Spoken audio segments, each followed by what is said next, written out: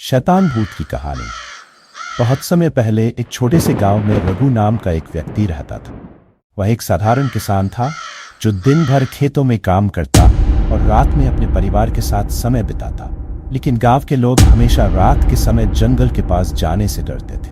कहा जाता था कि उस जंगल में एक भयानक शैतान भूत रहता है जो हर रात वहां आने वाले लोगों को पकड़कर गायब कर देता है। गांव के बुजुर्गों के अनुसार ये शैतान भूत कभी एक साधारण आदमी था जो अपने लालच और क्रूरता के कारण शापित हो गया था। उसे ये शाप था कि वह मरने के बाद भी इस दुनिया में भटकता रहेगा और जो कोई भी उसके इलाके में आएगा उसकी आत्मा को भी अपने साथ ले जाएगा।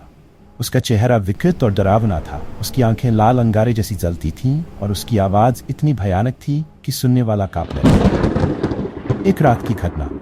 एक दिन रघु को जरूरी काम से देर रात गांव से बाहर जाना पड़ा। गांव के लोग उसे बार बार मना करते कि वह रात में न जाए क्योंकि वह रास्ता उसी जंगल से होकर गुजरता था जहां शैतान भूत का वास था। लेकिन रघु को उन कहानियों पर विश्वास नहीं था। उसने सोचा कि ये सब झूठी बातें हैं और हिम्मत करके वह जंगल के रास्ते निकल पड़ा। जैसे ही रघु जंगल के बीच पहुंचा, अचानक हवा तेज हो गई। पेड़ अजीब अजीब आवाजें करने लगे और उसे ऐसा महसूस हुआ जैसे कोई उसे देख रहा। उसके कदम भारी हो गए और उसकी हिम्मत धीरे धीरे जवाब देने लगी। तभी अचानक एक भयानक आवाज सुनाई दी, रघु रघु। वह डर गया और इधर उधर देखने लगा पर कोई दिखाई नहीं दिया। अचानक एक काले सांप ने उसके सामने पुकार लिया। ये वही शैतान भूत था जिसके बारे में गांव के लोग कहा करते थे। उसकी लाल जलती आंखें, लंबी नुकीली दांतें और विकृत चेहरा देखकर रघु की हालत खराब हो गई।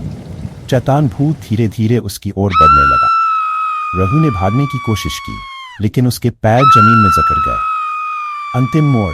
रघु ने डरते हुए भगवान का नाम लेना शुरू किया। कहते हैं जैसे ही उसने भगवान का नाम लिया, शैतान भूत अचानक से चिल्लाने लगा और धीरे धीरे गायब हो गया। लेकिन ये कहानी यहीं खत्म नहीं होती। अगले दिन रघु जब गांव लौटा तो उसने देखा कि उसकी शक्ल बदल चुकी है। उसके बाल सफेद हो चुके थे और उसकी आंखों में अजीब सा डर था। उसने किसी से कुछ नहीं कहा पर लोग समझ गए कि वह शैतान भूत से मिल चुका। रघु उस दिन के बाद कभी नहीं हंसा और धीरे धीरे वह गांव छोड़कर कहीं और चला गया। आज भी लोग उस जंगल के पास रात में जाने से डरते हैं क्योंकि कहते हैं कि शैतान भूत अभी भी वहां भटक रहा है और जो भी उसकी सीमा में जाता है उसकी आत्मा वापस कभी नहीं आती। इस प्रकार यह कहानी गांव के लोगों के बीच डर का प्रतीक बन गई और एक सीख दी कि किसी भी बुरी आत्मा या शैतान से बचने के लिए भगवान का स्मरण करना आवश्यक है।